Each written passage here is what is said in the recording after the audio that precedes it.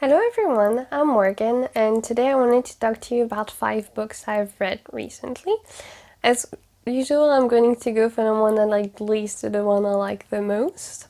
So the one I like the least this time is The Fortress by S.A. Jones. This book has got a new edition, so it has just come out again, and I got an ARC by the publisher. And I'm really grateful for that, but I didn't love this book. It was really weird.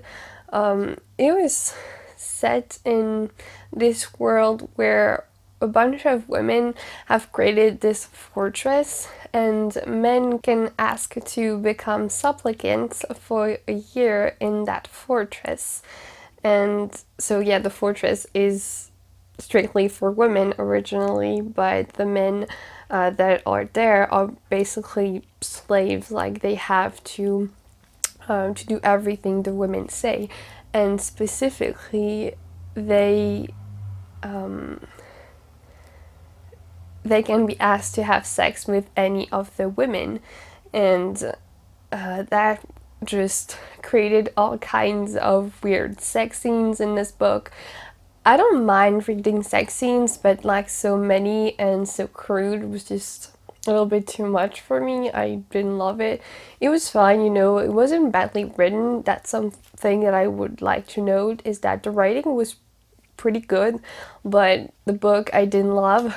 We follow this man who gets involved to become a supplicant for a year because he has been cheating on his wife, and his wife is now waiting to have a baby, and she gave him an ultimatum of either he goes there for a year and he comes out and becomes a parent, or he can go do whatever he wants, but she won't let him be a father to her child. So he doesn't really have a choice, and he's learning to live without a lot of stuff in there, and learning to work with his hands, which he has never gotten used to because he was this like hotshot man who worked in, I don't know, advertising or something like that. I don't remember. It wasn't a bad book at all, but I wasn't into it. It was too weird for me, and I didn't think he really went anywhere particularly. I don't know, just not a great book. The next book is Machines Like Me by Ian McEwan. This book, again, was not bad, but also really particular. In it, we follow this man who buys an atom. So, in this world, one big thing that is different is that Alan Turing, the man who created the machine Enigma and kind of the origin of the computer, did not die. Because if you don't know the story, Alan Turing was a homosexual, and that was illegal in the UK when he was still living. And so some people ratted him out, and he was forced to take some pills so that he couldn't have kids in the future, and that just drove him crazy, and then he killed himself.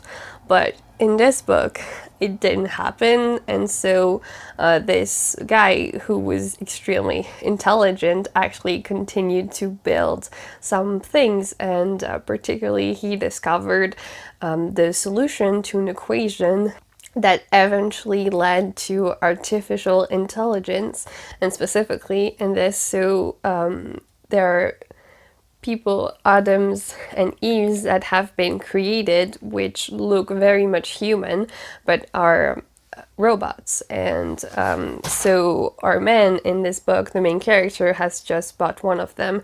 There were only 10 Adams created and 15 Eves, and it's crazy. Like he has to program him from the beginning, give him some personality traits and some things like that, and it's really interesting.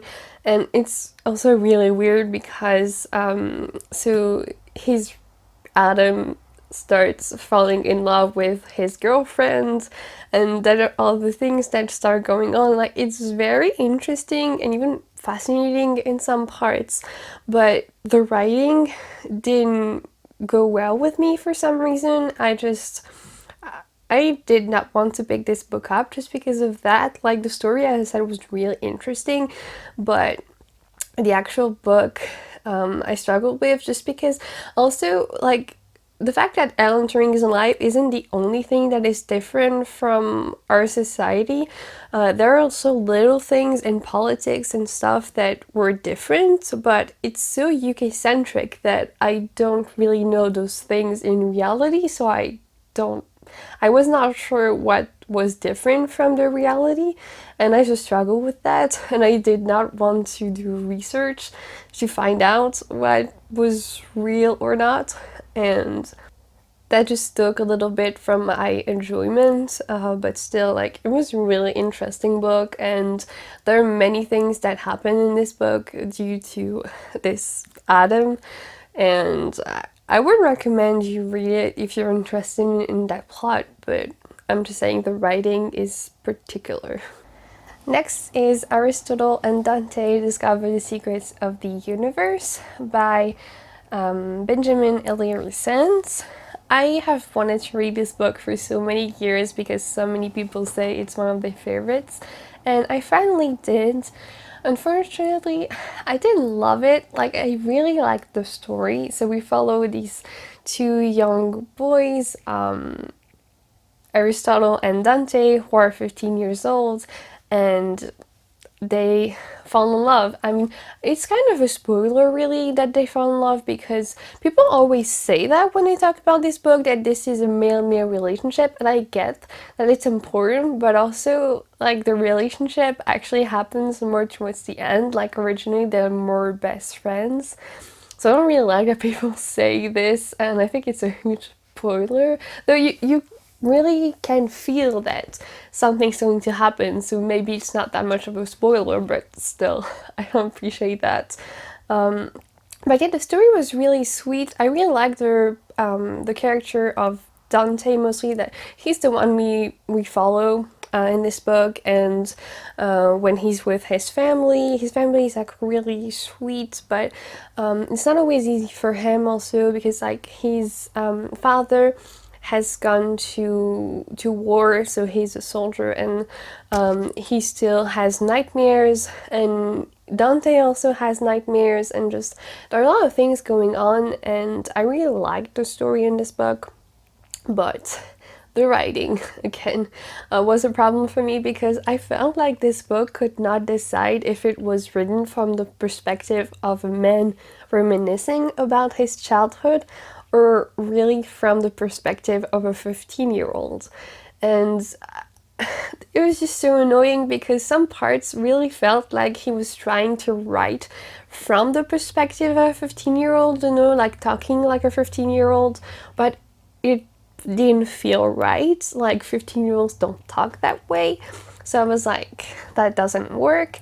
And again, a lot of times he was actively trying to reminisce about his childhood, like he just knew stuff and saw stuff a way that you couldn't have when you're feeling the things. Just, you can only like know and feel this when you're thinking back on things. And so what was it? I like for a book to decide what it's doing, and I think this book didn't really know what it was doing. But again, I still really like the story, so I would say it's worth the read, and it was a really quick read. I mean, it's a YA book, so that usually is. But yeah, just tiny little things. Next is Run by Ann Patchett, and I'm really glad I read this book. I've read it on my shelves for quite a while, and I've been wanting to try some Ann Patchett, and I really like this one. In it, we follow a family, two families kind of, but really one, because we follow this man who has two twins that he has adopted, who are black and he is white. And they go to this lecture to see this man talking, and when they go out of this place, there's a car that comes crashing into them, but one of the twins is saved by this woman that they don't know. She pushes him out of the way and she gets run over by the car instead of him. And what they discover soon after is that this woman is actually their biological mother.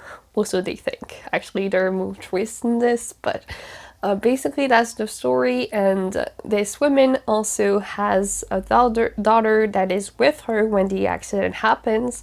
And so her mother is whisked away to the hospital, of course, because she's been run over by a car. And so the man with his two kids take care of the girl because she's left alone without her mother. And they discover, I said, that the mother is actually linked to them, and so they start asking the girl questions, and it's about family, but also about politics, as Ann Patchett says it. I actually listened to this one on audiobook, and there's a part at the end of the book that has an interview with Ann Patchett, and she said that to her, this book was mostly about politics, when people just remember the aspect of family more than anything because that's the story. But I can see what she means about politics because, for example, like, so they take this girl home with them, though they're not family, you know, and they say in the book that if it was a white girl, no one would let them go home with them without signing papers or just objecting.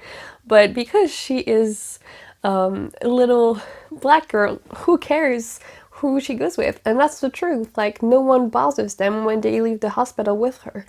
And there are some other things like that. Also, like the man who has adopted, so the two kids is very rich, while the mother is really poor, and there are a lot of different dynamics which were really interesting, and just the writing also was beautiful, and just overall this book was just great, and I would highly recommend it. And the last book I want to talk about, and the one I enjoyed the most, is Borne by Patricia Briggs.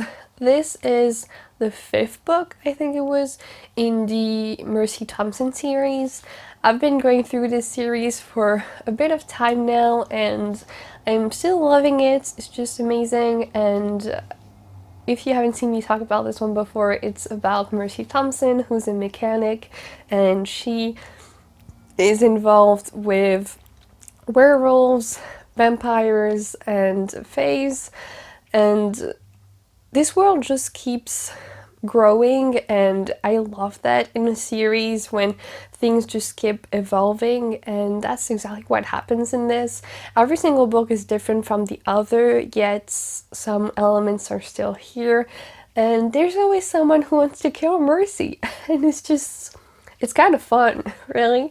And it's very action-packed and just page turner, and it's great. It's a great time. Yeah, I love the series. Anyway, that's all for me. Thank you for watching. Please tell me if you read any of these books and what you thought of them, or if you want to read them now after hearing me talk about them. But that's all for me. Thank you for watching, and I hope to see you soon. Goodbye. Dream I know, deep up my feelings.